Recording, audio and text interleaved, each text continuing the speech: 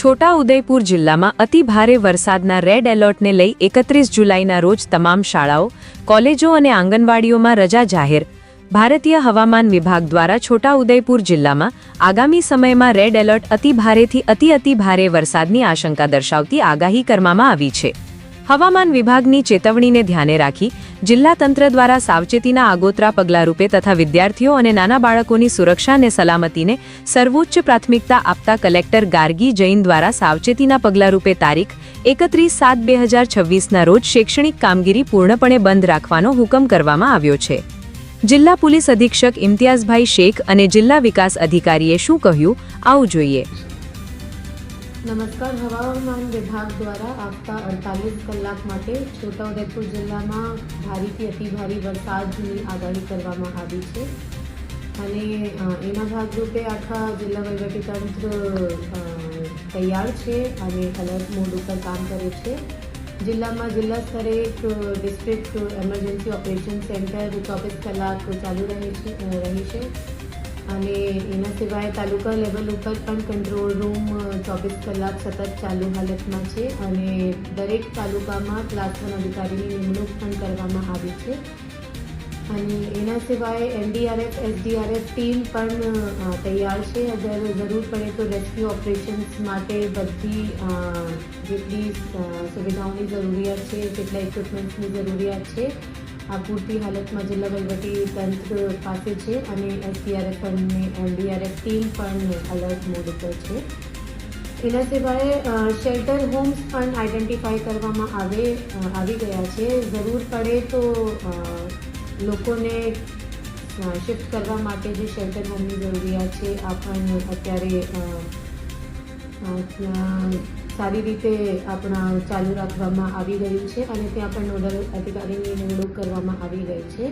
હું બધા નાગરિકોને અપીલ કરું છું કે કાલે જે ભારેથી અતિભારે વરસાદના ફોરકાસ્ટ કરવામાં આવી ગયા છે એના ભાગરૂપે લોકો જરૂર નહીં હોય તો બહાર ઘરેથી નહીં નીકળે અને અહીંયાથી બધા સ્કૂલ, આંગણવાડી કેન્દ્રો, કોલેજોની પણ છુટ્ટી જાહેર કરવામાં આવી છે અને જેટલા કોઝવે છે, નદી છે, કાંઠાના વિસ્તારો છે ત્યાં પણ લોકો નહીં જાય અને પોતાના જે કેટલ્સ છે એના પણ ધ્યાન રાખે અને જરૂર પડે તો વહીવટીતંત્ર દ્વારા જ્યારે સૂચના આપવામાં આવે કે શેલ્ટર હોમમાં શિફ્ટ થવાની જરૂરિયાત છે તો તરત જ વહીવટીતંત્ર સાથે કોર્ડિનેશનમાં કામ કરીને સૂચનાનું પાલન કરે અને જરૂર પડે તો કંટ્રોલ રૂમના નંબર 026692333012 અને 1077 ટોલ ફ્રી નંબર છે એનો ઉપર સંપર્ક કરીને કોલ કરી શકશે અને કોઈ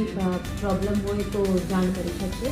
હું બધાને અપીલ કરું કે જે અત્યારે રેડ એલર્ટ જાહેર કરવામાં આવી રહ્યા છે એના ભાગરૂપે સાવચેતી રાખે અને જિલ્લા વહીવટીતંત્ર દ્વારા જે સૂચના આપવામાં આવે એના ફોલો કરે. Thank you. આવનારા 2 દિવસમાં જે ભારે વરસાદની આગાહી છે તેના માટે છોટાઉદેપુર જિલ્લા પોલીસ, છોટાઉદેપુર વહીવટીતંત્ર સાથે આપત્તિ વ્યવસ્થાપન માટે પૂરેપૂરી કટિબદ્ધ છે. મારી આપ સૌ જનતાને, જાહેર જનતાને અપીલ છે કે વરસાદના પાણી જ્યારે કોઝવે ઉપરથી કે નીચાણવાળા વિસ્તારમાંથી પસાર થતા હોય ત્યારે અજાણ્યા પાણીમાં ઉતરવું નહીં. ત્યાં સેલ્ફી લેવા જેવી કે તે પાણી સાથે રમત કરવાની કોઈ પ્રવૃત્તિ કરવી નહીં. સોશિયલ મીડિયા ઉપર કોઈ પણ પ્રકારની અફવા ફેલાવી નહીં. જિલ્લા વહીવટીતંત્ર સાથે જે એસડીઆરએફ, એનડીઆરએફની ટીમો છે તેની સાથે છોટાઉદેપુર પોલીસ આપત્તિ વ્યવસ્થાપન અને સાથે જે કોઈ સ્થળાંતર કરાવવાનું હશે તેના માટે અને વાહન વ્યવહાર સુગમ રીતે, સારી રીતે ચાલે તેના માટે પૂરેપૂરી તૈયાર છે. અત્યારે પણ જેટલા બ્રિજો ઉપર વાહન પસાર કરવાની જે મર્યાદા કરવામાં આવી છે તેના માટે પણ અલગ બ્રિજો ઉપર બંદોબસ્ત માટે પોલીસ કામગીરી કરી રહી છે. મારી સાથે જનતાને એ પણ અપીલ છે કે આ બાબતે કોઈ પણ આપત્તિજનક પરિસ્થિતિ કે કોઈ પણ કટોકટી ઊભી થાય 112 નંબર જે હવે સાર્વત્રિક નંબર છે તે નંબર પર આપ સંપર્ક કરી શકો છો. પોલીસ તમારી સેવા માટે હાજર રહેશે. નમસ્કાર. આપણા છોટાઉદેપુર જિલ્લામાં આગામી 48 કલાકમાં ભારેથી અતિ ભારે વરસાદની આગાહી છે અને તેજ પવન ફૂંકાશે એવી આગાહી છે. તો હું તમામ છોટાઉદેપુરના ગ્રામજનોને, નગરજનોને અપીલ કરું છું કે પોતાના ઘરમાં જ રહે અને કોઈ પણ જોખમી નાળા કે કોઝવે હોય એનાથી પસાર ન થાય.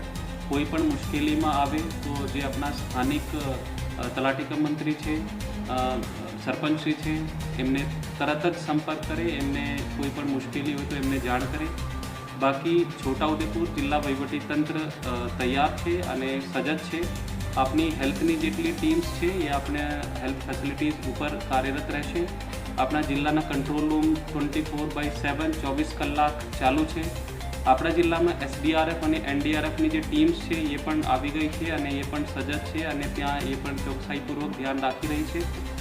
બીજું, આપણા દરેક ગામમાં શેલ્ટર હોમ્સ આઈડેન્ટિફાઈડ છે. કોઈ પણ મુશ્કેલી આવે તો જિલ્લા વહીવટીતંત્ર તૈયાર છે અને કોઈ એવી હોનારત ન બને એવા માટે આપણે બધા સજ્જ છીએ. ધન્યવાદ.